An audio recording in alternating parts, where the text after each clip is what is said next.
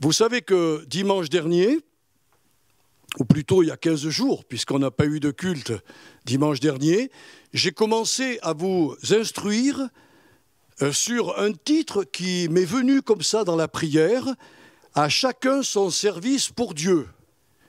Et mon premier message, donc, qui est enregistré, vous pourrez le prendre sur une clé USB ou sur un CD, comme vous voulez. Nous avons vu que dans les églises locales, il y a deux corps.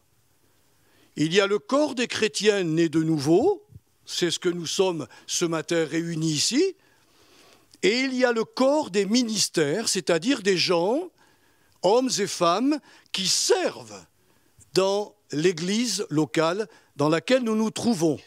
Et donc je vous ai parlé que le corps des chrétiens nés de nouveau est appelé par le Saint-Esprit à se comporter envers tous les membres de la communauté, c'est-à-dire à s'aider les uns les autres. Le mot que nous retrouvons une centaine de fois dans le Nouveau Testament, c'est les uns les autres. Et je vous ai développé cela, je ne vais pas le refaire ce matin, mais c'est important de savoir que ce n'est pas toujours les uns qui doivent aimer les autres, mais la Bible nous dit que nous devons les uns et les autres nous aimer, nous supporter, prier ensemble, que nous pouvons encourager, exhorter, stimuler. Enfin, il y a une multitude de verbes qui sont associés à cette expression « les uns les autres ». Alors, vous pourriez me dire, et vous auriez raison, mais moi je ne me sens pas très costaud pour aller aider ma sœur, aider mon frère dans sa vie de tous les jours. Pourtant, la Bible nous dit que nous devons, vous savez, il y a un verset que l'on trouve dans la Bible, « Caïn, où est ton frère ?» Et Caïn répond à l'Éternel, « Suis-je le gardien de mon frère ?»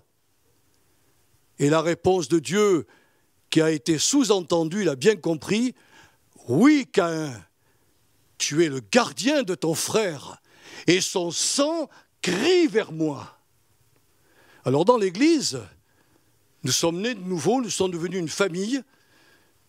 Nos sœurs et nos frères sont vraiment nos frères et nos sœurs spirituellement, évidemment, pas dans la chair, mais spirituellement, et nous pouvons donc en prendre soin les uns des autres. Alors nous avons la liberté, pour vivre cela, d'appeler le Saint-Esprit à notre aide et de lui demander qu'il nous donne l'intelligence ou le discernement de l'amour, l'écoute attentive de l'amour, les yeux de l'amour, les paroles de l'amour et les actes concrets de l'amour. Rappelons-nous, frères et sœurs, que Jacques nous a dit quelque chose qui est très important. La foi sans les œuvres, elle est morte. La vraie foi évangélique engendre l'amour de Dieu dans nos cœurs.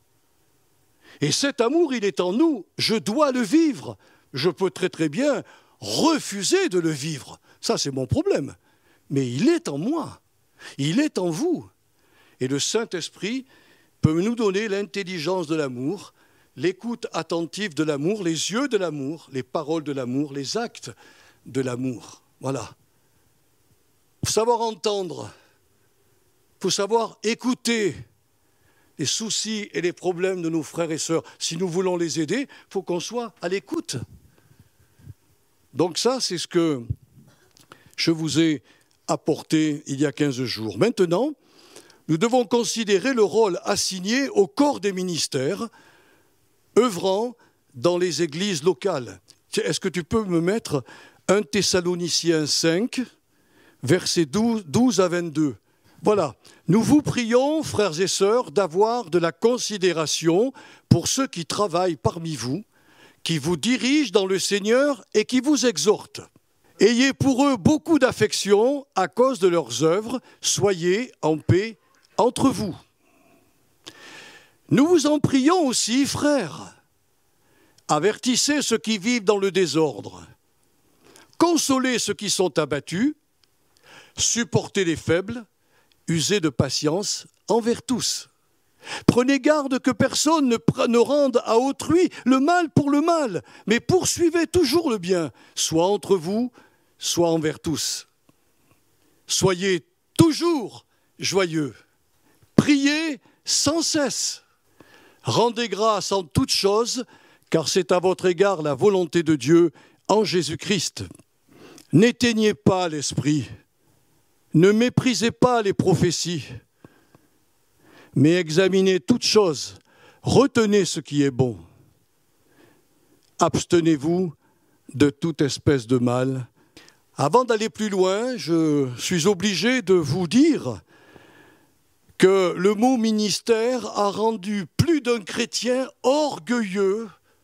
Le mot ministère est comme un mot magique, comme si nous avons reçu du Seigneur quelque chose d'incroyable.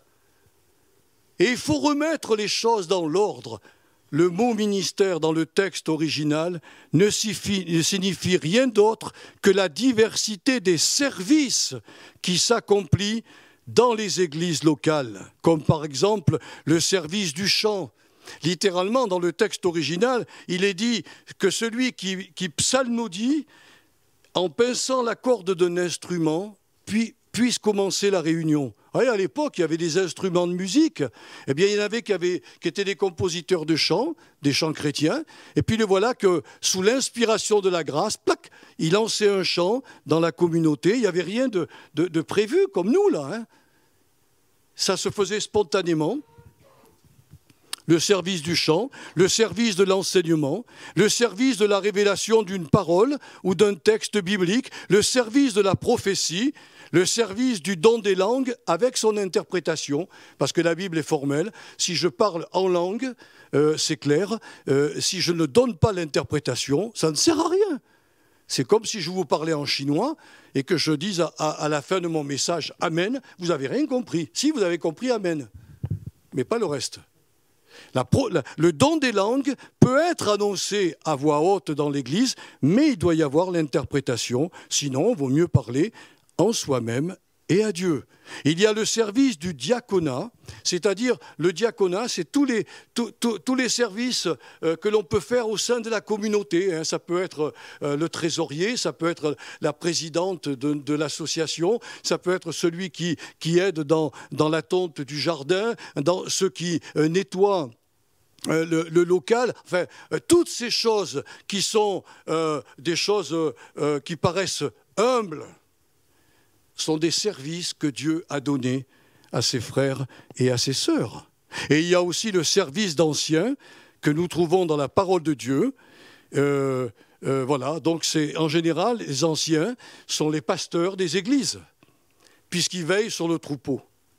Nous trouvons également dans Éphésiens chapitre 4, versets 9 à 16, nous trouvons, alors là, ce sont des personnes, apôtres, prophètes, évangélistes, pasteurs, docteurs, ce sont des personnes que Jésus a offertes en cadeau. Ce ne sont pas eux qui ont des dons, là. Ils ont bien sûr des dons dans leur ministère, mais ce sont eux, en tant que personnes, qui sont offerts à l'Église du Seigneur pour le perfectionnement des saints et pour les former afin qu'ils trouvent leur place au sein du corps des chrétiens nés de nouveau dans l'Église locale. Je vous l'ai dit, je le crois sincèrement, nous n'avons pas besoin de prier pour le réveil. Si l'Église fonctionne dans ces deux corps comme la Bible l'annonce, alors le corps va s'accroître lui-même, il va grandir lui-même. Alors souvent, je vous l'ai dit, je le crois sincèrement, si demain Dieu nous envoie 100, 200 ou 300 personnes, on en fait quoi? 50 personnes, c'est tout ce que peut gérer un pasteur. À 50 personnes, il fait du bon travail. Au-dessus, il devient fou. Il est dans le stress. Et vous avez, aux États-Unis comme dans le monde entier, des centaines et des milliers de pasteurs qui sont partis, qui ont quitté les églises. parce qu'ils se retrouvaient seuls. Ils ont été épuisés. Donc si on dit, Seigneur, remplis notre Église, et que vous ne voulez pas travailler dans le corps, ça ne sert à rien. Dieu n'est pas fou, hein. Il ne va pas envoyer des âmes nouvelles pour qu'on leur fasse du mal. Il va nous envoyer des âmes nouvelles pour qu'on les entoure, qu'on les aime, et que, évidemment, on accomplisse à leur égard eh bien, tout ce que déclare la parole de Dieu. Alors, ce que j'ai noté, c'est que ce corps des ministères, l'apôtre Paul exige de tous les chrétiens le plus grand respect. Et ça, j'insiste là-dessus, parce que ce n'est pas moi qui l'ai écrit, c'est Paul. Le passage que nous avons lu ensemble est très instructif, parce qu'il nous apprend que Paul n'a certainement pas eu le temps d'instituer des responsables dans l'église de Thessalonique. Et comme à l'époque, les chrétiens se réunissaient dans les maisons de frères et sœurs qui étaient aisés, et dont la plupart étaient cultivés, c'est-à-dire instruits, ce furent ces personnes qui accueillaient l'Église dans leur maison, qui assumèrent la responsabilité de berger sur le troupeau du Seigneur. Parmi ces personnes qui travaillaient, qui dirigeaient et qui avertissaient les Thessaloniciens, nous trouvons Jason, c'est écrit dans Actes 17, versets 5 à 9, il y avait Jason, il y avait Silas, il y avait Timothée, ainsi que les frères qui accueillaient dans leur maison l'Église du Seigneur. À l'époque, ça se faisait comme ça. Toutes ces personnes à l'œuvre dans les églises locales devaient donc être aimées de tous, considérées par tous et estimées de tous, en raison du mandat de direction qu'elles avaient reçu du Saint-Esprit et de la peine qu'elles se donnaient pour remplir correctement leur ministère. Dans certaines lettres que Paul a écrites à Timothée, il dira que les anciens qui se fatiguent à enseigner doivent être jugés dignes d'un double honneur. D'abord, par le respect qui est dû à leur charge, puis en leur accordant un juste dédommagement financier. Il semble qu'à l'époque, les chrétiens n'avaient pas compris cela. Ils voulaient bien être nourris de la parole de Dieu, mais ils oubliaient de nourrir ceux qui, à l'intérieur de la communauté, les nourrissaient. Donc l'apôtre Paul, il met les choses au clair. Pour le corps des ministères qui servent, il faut que les chrétiens aient à leur égard un immense respect, beaucoup d'amour, beaucoup de considération. Croyez-moi, ce n'est pas facile. Oui, ce n'est pas facile de diriger un troupeau du Seigneur. Dans la lettre aux Hébreux, il est même dit que les chrétiens devraient imiter la foi de leurs serviteurs et même leur être soumis. Alors il est évident qu'il ne s'agit pas de se soumettre sous une dictature humaine, comme celle qu'imposait le pasteur Diotrephe à son Église, mais de se mettre sous la protection spirituelle d'un ministère oint du Saint-Esprit et reconnu des autres serviteurs de Dieu. Cette Église où vous vous trouvez est une Église ointe et bénie du Saint-Esprit. Pourquoi ? Parce que tous les pasteurs et tous les anciens de la ville de Vichy et de tous les alentours sont venus ici bénir cette communauté. L'onction de Dieu a été lancée sur cette église. Ce n'est pas l'église du pasteur Joël Loubia ou de Chantal Loubia, bien qu'on soit les pasteurs principaux de cette église, mais c'est l'église de Dieu. Et c'est ça qu'il faut comprendre. Imiter leur foi, et leur être soumis, évidemment. Hein, la soumission, ça ne veut pas dire accepter n'importe quoi du serviteur de Dieu, mais reconnaître son autorité spirituelle et puis voir l'onction du Saint-Esprit qui est sur lui. Et en réalité, la soumission, vous savez ce que c'est ? Exactement comme la soumission vis-à-vis de son mari à la femme. C'est se mettre sous la protection de son homme. Voilà, c'est tout. Je viens sous la protection de mon mari, parce que Dieu l'a voulu. Et il y en a qui ne veulent pas, alors ça c'est leur problème. Mais normalement c'est cela la soumission. Et quand on vient sous la soumission d'un pasteur, c'est qu'on reconnaît son ministère et on vient sous sa protection parce que Dieu l'a oint, Dieu est avec lui et Dieu va nous bénir si nous rentrons dans la pensée de Dieu. Donc mes frères et sœurs, si nous obéissons à cette recommandation du Seigneur, la paix divine, on l'a lu ensemble, hein, et la paix de Dieu qui surpasse toute intelligence gardera vos cœurs et vos pensées en Jésus-Christ. Nos églises seront dans la paix. Mais Paul ne va pas s'arrêter là.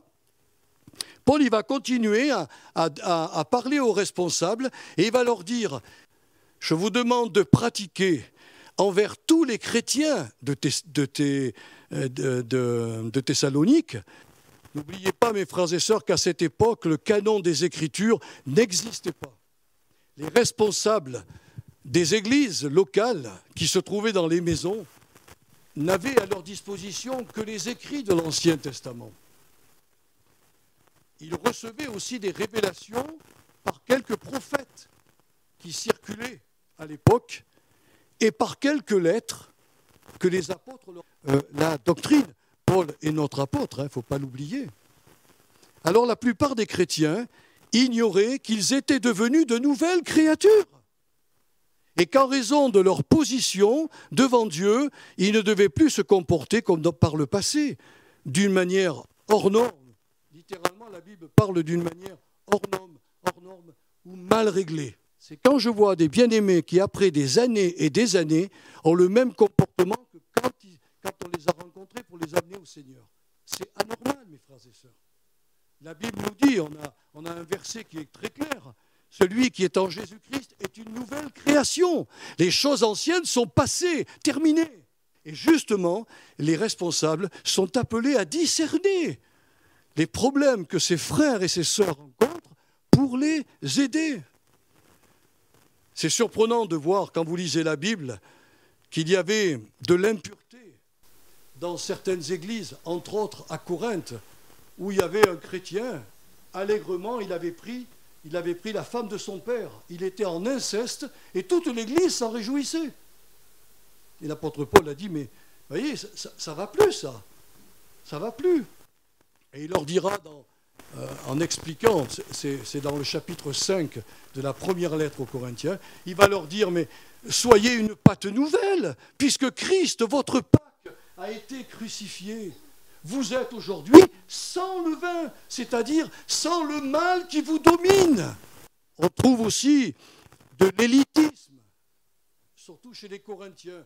Ah, moi je suis de Paul, moi je suis de Céphas, moi je suis d'Apollos, moi je suis de Christ. Voilà, il se disait ça. C'est de l'élitisme, mes frères et sœurs. Il y avait l'habitude aussi de fréquenter les temples idolâtres. Relisez les Corinthiens. Il y avait des rivalités, des querelles, des disputes, des divisions. Certains démontraient leur conduite indisciplinée en allant auprès des juges païens pour régler leurs différends au lieu d'exposer leurs problèmes aux responsables de la communauté pour que toute chose se règle à la lumière de la parole de Dieu. Frères et sœurs, c'est écrit ou c'est pas écrit dans la parole de Dieu ? Si le Saint-Esprit a voulu qu'on sache cela, c'est pour pas qu'on le reproduise. Ils étaient un peu excusables parce qu'ils n'avaient pas la doctrine. Nous, nous avons la Bible. La totalité de la doctrine est dans l'Écriture. Si nous la lisons, nous pouvons comprendre. D'autres, pensant que Jésus allait bientôt apparaître, ça c'est dans 1 Thessaloniciens 4, versets 6 à 8, eh bien, ces gens, ils croyaient que Jésus allait apparaître sur les nuées du ciel, hein. C'était bien d'attendre le retour du Seigneur. Mais ils quittaient leur travail quotidien. Et ils vivaient au crochet de gentilles personnes naïves et manipulables. Et l'apôtre Paul dira dans ces passages, si quelqu'un ne veut pas travailler, qu'il ne mange pas non plus. Il leur dira, remettez de l'ordre dans le désordre moral dans lequel vous vivez. Vous vous rendez compte, mes frères et sœurs, il y a même, dans 1 Timothée 5, versets 11 à 15, des jeunes veuves qui, à l'époque, au lieu de se remarier dans le Seigneur et de se consacrer dans l'Église, eh bien, elles étaient oisives, et elles allaient de maison en maison, s'ingérant dans les affaires d'autrui et surtout rapportant aux autres des choses qu'il ne fallait pas dire en public. En agissant ainsi, déclare Paul à Timothée, elles sont devenues les servantes de Satan. Dans l'Église, des sœurs servantes de Satan. Mais vous n'y pensez pas. Mais bien sûr que oui. Bien sûr que oui. Dès qu'on se détourne de ce que la parole de Dieu nous dit, nous avons un autre qui nous attend au tournant et qui veut que nous entrions dans ses voies. Tout ça, ça existait. Je ne pense pas que ça ait disparu de nos églises. Hein. Je ne crois pas. Hein. La relation d'aide que Paul demande auprès de ces personnes qui vivaient vraiment qui avaient des comportements indisciplinés, eh bien, il demande de les avertir que leurs comportements sont réprouvés par le Seigneur Jésus. Réprouvés. Et qui ne doivent plus se faire. Mais ce qui est formidable avec Paul, c'est qu'il ne va pas employer n'importe quel mot pour leur dire cela. Il va utiliser le verbe « noutétéo », qui en grec montre que cet avertissement n'a rien avec des paroles dures données à ces personnes, car ce verbe désigne littéralement une éducation en paroles pour remettre en mémoire, ou plutôt mettre en mémoire, tout dépend des personnes si elles ont été enseignées ou pas, mais pour mettre ou remettre dans l'esprit de ces chrétiens indisciplinés la manière dont il convient de se comporter dans la maison de Dieu. On ne fait pas n'importe quoi quand nous sommes ici. Vous savez pourquoi? Parce que celui qui est 3 fois saint est là. Le Dieu 3 fois saint est dans nos églises. Et si j'ai la crainte de Dieu, pas la peur, hein, mais la crainte, le respect, le saint respect de mon Dieu, je vais entendre et je vais faire attention à ce que mes comportements, mes paroles ne soient pas réprouvés par le Seigneur Jésus. Puis Paul va demander aussi aux responsables de pratiquer une relation tout à fait particulière auprès de ceux qui sont dans la souffrance. Et cette relation d'aide-là, c'est une relation d'aide par la consolation. Si pour de nombreux chrétiens, le christianisme est source de satisfaction malgré les nombreuses souffrances du temps présent, pour d'autres, la vie chrétienne est une marche difficile, pleine de soucis, de problèmes et d'épreuves. Or, la confrontation avec ces tribulations de la vie produit chez plusieurs des âmes sombres et abattues. Le texte dit littéralement « plusieurs se révèlent être de petites âmes fragiles ». Ayant un immense besoin de réconfort, de soutien et de consolation. Or, c'est justement ce que doit produire ce genre de relation d'aide, puisque dans le verbe « consoler », gît la notion d'un soutien fraternel qui compatit à la douleur de ces chrétiens et à leur fragilité d'âme. Cette relation d'aide par la consolation n'accuse pas, ne culpabilise pas et ne fait aucun reproche à ces âmes en souffrance, en leur disant par exemple « Mais enfin, tu peux faire des efforts, quoi. C'est pas normal que tu agisses ainsi. » Être dur, être tranchant, être rigide. Diotrephe était comme ça. Il a fait beaucoup de mal. Mais auprès de ces personnes, il faut leur prodiguer au contraire des paroles capables d'atténuer leur souffrance psychique, mais aussi de booster leur âme en leur rappelant que ce qu'elles vivent, des grands serviteurs de Dieu l'ont vécu. Elles vont vous dire, ah bon? Oui, Moïse, Josué, Gédéon, Jérémie, ils ont été peureux, ils ont été trouillards. C'est vrai ou pas vrai? Ce sont des grands hommes de foi. Gédéon a dit, oh là là là là là là là là. Oh, ne dis pas que je suis un vaillant héros. Hein. Il dit à l'ange, là tu te trompes de client, hein. C'est pas moi. Il lui dit, si, Dieu te voit comme un vaillant héros. Et Moïse, quand Dieu lui dit, tu vas aller délivrer Israël, attends Seigneur, j'ai pas la parole facile moi. Hein. Et puis j'ai 80 ans. L'Égypte c'est loin, c'est très loin. Dieu lui a dit, c'est toi le libérateur. Il a discuté avec Dieu, à un moment donné, Dieu s'est fâché. Il lui a dit, ça suffit, tiens, regarde ton frère Aaron qui arrive. Eh bien, je te communiquerai à toi ce qu'il faut lui dire, et c'est lui qui parlera. Ah, avec le Seigneur, on ne rigole pas, hein. Peureux, Moïse, t'as été peureux. Et regardez le grand libérateur qu'il a été. Et Jérémie, qui dit, je suis qu'un enfant. Tu m'envoies auprès des nations, mais je suis qu'un enfant, moi. Et Dieu lui dit, non, non, non, non, je t'ai établi sur toutes les nations, qui sont devenus des héros de la foi. Ce n'est pas une relation d'aide merveilleuse, cela? C'est extraordinaire. Quand on peut aider quelqu'un et le booster dans ce domaine-là, c'est la relation d'aide par la consolation. Et il va enfin dire aux responsables qu'il y a une autre forme de relation d'aide très utile dans les communautés, c'est la relation d'aide par la prise en charge.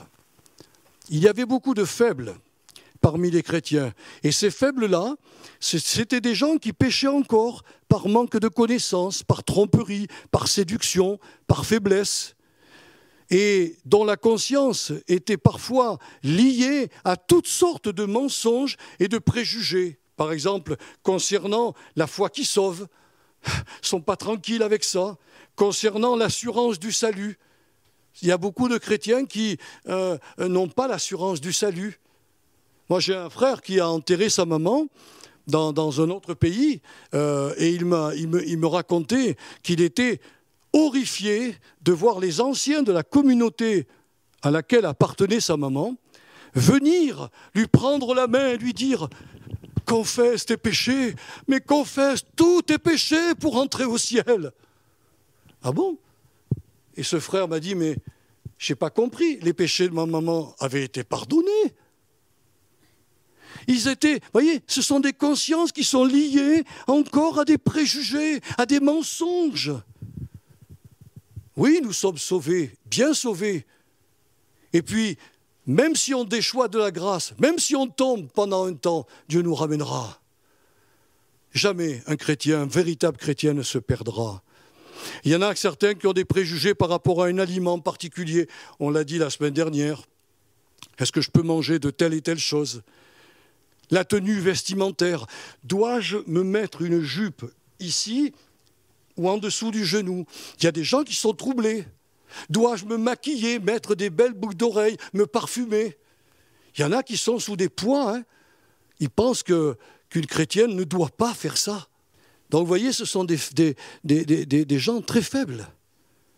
Et il y a une relation pour eux, une prise en charge. Vous allez voir ce que cette prise en charge, en quoi elle constitue. Il y en a qui ne savent pas la position à adopter par rapport au monde, à la télévision, au cinéma, à Internet. Ils sont faibles, troublés. Il fut un temps où on vous disait, si vous avez un poste de télévision chez vous, c'est le diable. Alors aujourd'hui, on est tous avec le diable. Ce n'est pas la télévision qui est diabolique. C'est les programmes qui sont dedans. Certains sont vraiment diaboliques. Mais un chrétien équilibré saura regarder des choses et saura éteindre quand ça ne convient pas à sa conscience et à sa foi. Alors, si Paul donne ce conseil aux anciens, aux responsables de la communauté, s'il leur demande de faire auprès de ces personnes une relation d'aide par la prise en charge, c'est que lui-même pratiquait ces choses envers tous. Il a dit « j'ai été faible avec les faibles ». Vous vous rendez compte la portée de cette phrase? Paul, le costaud, le théologien, que rien n'ébranle, est devenu faible avec les faibles pour les aider. Quel amour, quel amour. C'est pourquoi il va demander aux chrétiens forts, j'espère que nous tous ici, nous sommes des chrétiens forts, hein, de supporter les faiblesses de ceux qui ne le sont pas. ou plus exactement, selon le verbe qui est employé, de devenir auprès de ses bien-aimés comme un tuteur. Comme un tuteur, les aidant à croître normalement dans la vie spirituelle, dans la foi et dans la grâce. C'est écrit dans Romains 15, verset 1. Nous qui sommes forts dans la foi, nous devons supporter les faiblesses de ceux qui ne le sont pas et ne pas chercher ce qui nous plaît. Devenir un tuteur, vous savez ce que c'est?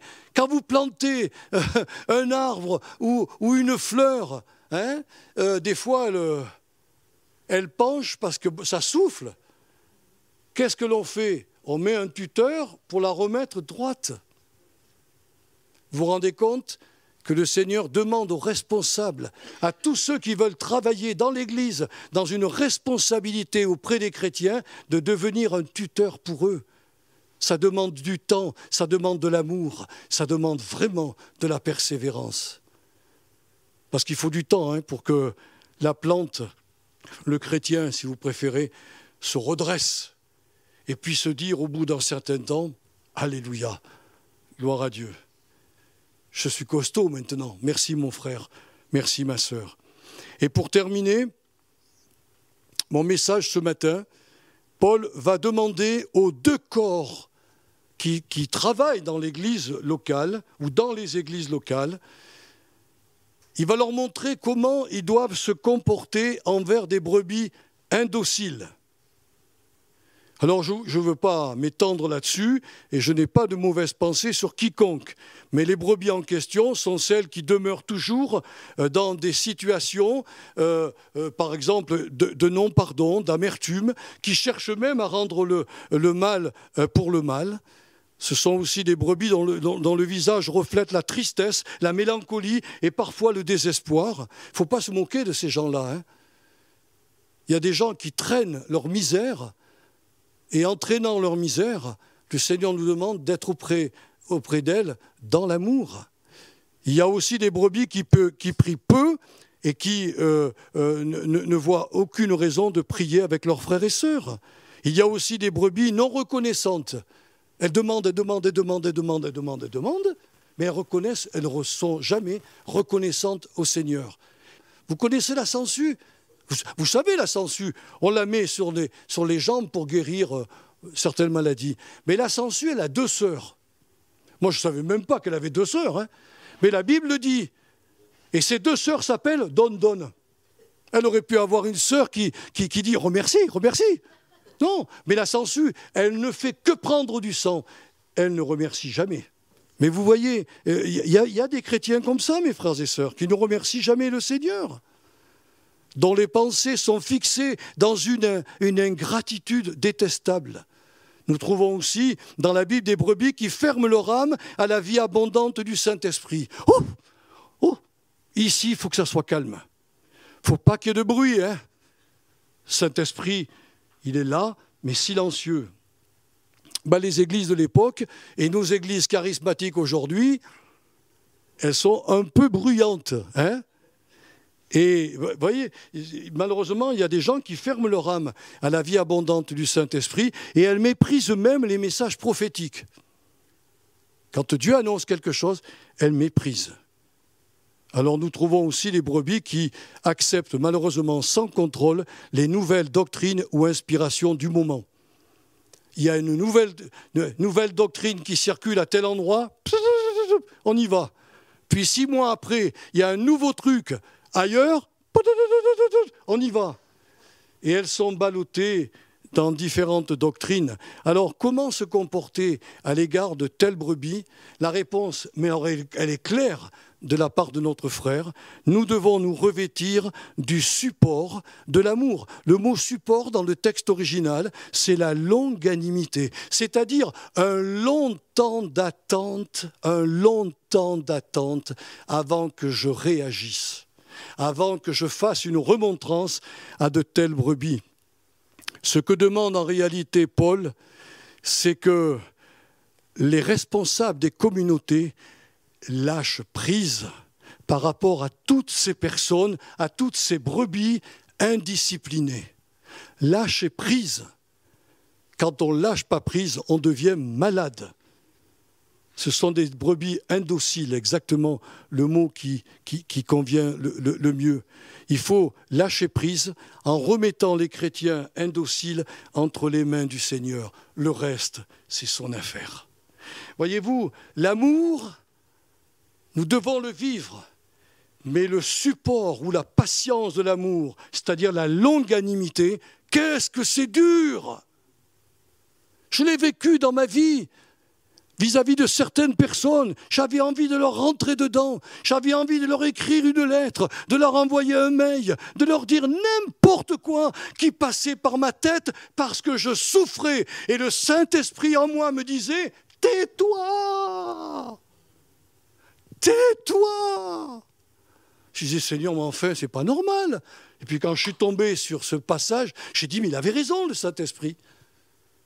Il faut former nos jeunes qui veulent entrer dans le ministère dans ces voies-là. Le corps des ministères, même de ceux qui travaillent, même vous qui passez la sarpillière, que c'est humble, c'est un travail vraiment de rien du tout. On vous doit le respect. Et quand vous êtes chez quelqu'un, vous pouvez apporter cette relation d'aide. Tout ce que je vous ai prêché là, vous pouvez le donner, ce n'est pas réservé aux pasteurs, hein, ce n'est pas réservé simplement à ceux qui prêchent la parole de Dieu, c'est réservé à tous ceux que le Saint-Esprit a qualifiés pour un service. Même vous, mes sœurs qui chantez les chants, si vous vous trouvez dans un foyer chrétien avec des gens qui ont des difficultés, parlez-leur avec douceur, encouragez-les. Pratiquer envers ces personnes la relation d'aide comme je vous l'ai expliqué, avertissez-les. Il ne faut pas les rabrouer. Il faut leur expliquer par la parole d'éducation. Soyez aussi, pratiquez la relation d'aide par la consolation. Il y a des gens qui sont en souffrance. Hein. Pratiquez la relation d'aide par la prise en charge. Et surtout, faites ce que Paul nous a dit, ayez la patience ou la longanimité de l'amour. Et vous verrez, si le corps des chrétiens fonctionne comme on l'a enseigné il y a 15 jours, et que le corps des services dans l'Église fonctionne lui aussi comme Paul nous l'a rapporté, ces deux corps vont se rencontrer. Et il va y avoir une croissance qui va se mettre en place. Et le Saint-Esprit va non seulement accorder la paix, mais il accordera sa puissance. Et dans la Bible, il est écrit dans les Actes des Apôtres, et chaque jour, le Saint-Esprit rajoutait aux églises ceux qui étaient sauvés. Il n'est pas dit que les églises faisaient quelque chose pour certainement qu'elles évangélisaient, mais c'est le Saint-Esprit qui les amenait à la conviction de péché et qui les amenait à intégrer les communautés. Les églises croissaient au premier temps. Aujourd'hui, les églises se multiplient, mais elles se multiplient malheureusement pas de la bonne manière, pas selon le modèle biblique. Et je crois qu'il faut qu'on y revienne. Voilà. Je fais une prière et ensuite on a un dernier chant avant qu'on se quitte. Père Saint, on te loue parce que tu as prévu, Seigneur, pour toutes les communautés locales, qu'elles soient grandes ou qu'elles soient petites, tu as prévu deux corps, le corps des chrétiens nés de nouveau, et tu as prévu le corps des ministères, de ceux qui ont une activité, aussi petite soit-elle, mais qui est importante pour toi. Et tu montres à ces responsables, à ces gens qui se consacrent pour toi, qu'il y a aussi parfois une relation d'aide qu'il faut faire auprès de certains chrétiens, une relation d'aide adaptée à leurs problèmes, à leurs difficultés. Alors Seigneur, c'est tout un programme, mais je crois que si les deux corps fonctionnent normalement, alors Seigneur, tout le corps de l'Église va croître gentiment et on verra les chrétiens, on verra des païens se convertir, on verra des chrétiens revenir dans les communautés, on verra la grâce de Dieu se manifester au milieu de nous. J'ai donné ces deux messages à tes enfants, je te prie dans ton immense bonté de leur faire comprendre ce que je n'ai pas réussi à leur faire comprendre. Je veux les bénir ce matin en ton nom et je veux proclamer sur leur vie que tu as prévu pour elles, pour toutes ces brebis. Tu as prévu la joie, la paix et la puissance par le Saint-Esprit.